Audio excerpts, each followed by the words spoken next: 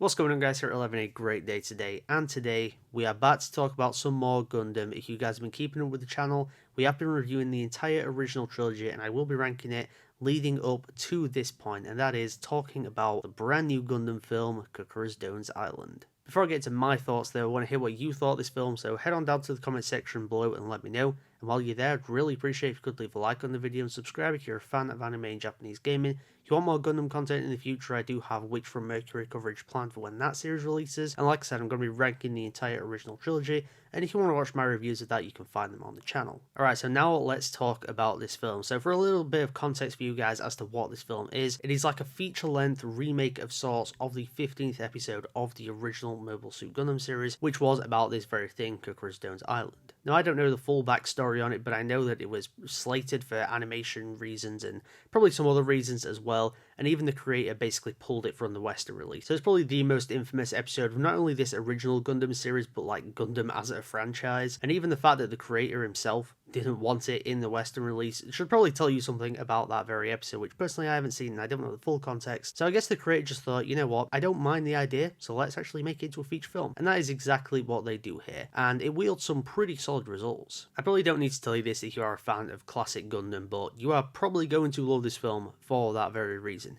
If you're a fan of the Universal Century timeline, if you're a fan of the original Gundam series or the original trilogy of films, you're going to love this because you're getting to see some of your favourite characters, some of your favourite mobile suits back on the big screen for the first time in quite a while. And with that, they also come with a fresh coat of paint with some really nice looking animation that just feels like an updated version. It doesn't feel like it's taking anything away from the original in any way. It just feels like they took that original art style and said, let's give it a higher budget, let's make it look good, because let's face it, the original series is not always the best when it comes to animation, but this film absolutely delivers on animation where those original films and that original series did not. If you come in to see Gundams versus Zaku, you're going to get it in this film. Now, there's not a ton of action, I'll be honest, it's not a very action heavy film, but when it's there, it is fantastic, and it feels very intimate as well. I know that a lot of people might complain that it feels a little bit close up at times, but that's kind of what I like. It's not massive scale type stuff, because this is, in some ways, quite an intimate film. It's not dealing with a gigantic military operation, it's mostly confined to this island of Cucuruz Doans. And with that, you do get a story that's mostly without mobile suits, and is more to do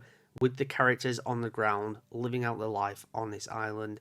They're doing things such as farming, trying to get water, milking a goat, and just generally spending quality time as like this found family. It's never really stated how all these kids got to this place, but you kind of assume that because of Cucuruz Doan's past, that he probably saved them all and brought them here, and has essentially looked after them ever since. And much like the original Gundam does incredibly well, it gives us some nice insight into different aspects of war. In this case, it's kind of like a civilian perspective.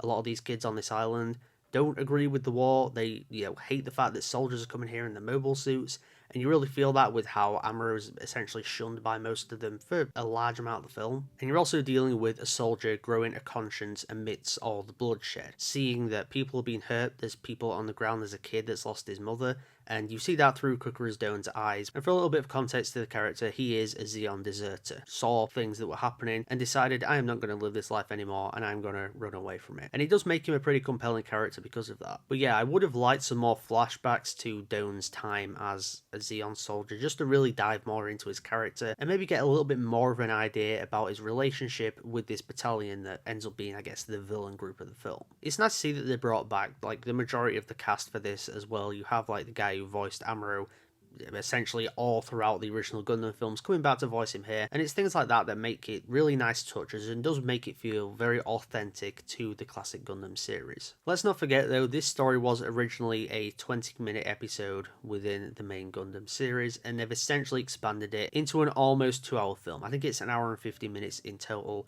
and with that, it can definitely drag in places, particularly I guess like early on in like maybe the second act, I would say, where you just have the characters around this place, doing all these jobs like I talked about, with just generally living life on this island. And sometimes, it can feel a bit like a life simulator, and it's not always the most entertaining. Now, obviously, I don't expect constant action from Mobile Suit Gundam. The main series, the trilogy, they're not constantly going into action sequences or anything like that, so I didn't really expect it here as such.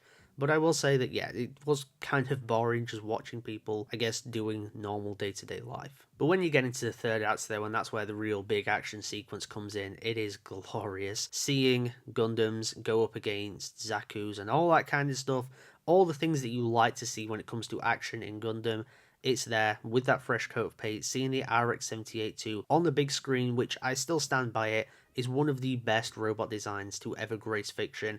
And honestly, I'd said that even before I watched Gundam. And seeing it with this 2022 animation, it is phenomenal. It is badass. And just seeing it in action, yeah, it was a sight to see. But overall, I enjoyed Mobile Suit Gundam Cucuruz Doan's Island. It's not perfect, it definitely drags in places, and I would have liked a little bit more of it in some places as well. But as a big screen experience, seeing classic Gundam on the big screen with a fresh coat of paint, with some really nice animation, great action sequences, and great characterization, I had a good time with this film. And yeah, there's not really much else to say about it aside from the fact that if you like the original Gundam series or the original Gundam trilogy, you are most likely going to like this to some degree.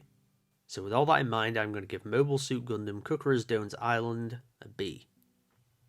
Before I get out of here though, I'd really appreciate if you could leave a like on this video. Also subscribe if you're a fan of anime and Japanese gaming.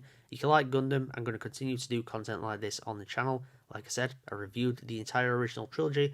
Going to be ranking that as well, and then talking about Witch from Mercury when it starts on October 2nd, I believe. Above all else though, I want to hear what you thought of this film if you've seen it, so head on down to the comment section below. If you're a fan of the original Gundam series or the trilogy, let me know what you thought of this film. Was it great to see some of your favourite characters and some of your favourite robot designs back on the big screen? But if you haven't seen the film yet, let me know when you do plan on watching it. Are you planning to wait for the streaming release, or are you going to try and catch it in cinemas? I would recommend doing the latter because it's definitely one worthy of seeing it on the big screen. But as always, thank you so much for tuning into mchat today, and I'll see you all in the next video.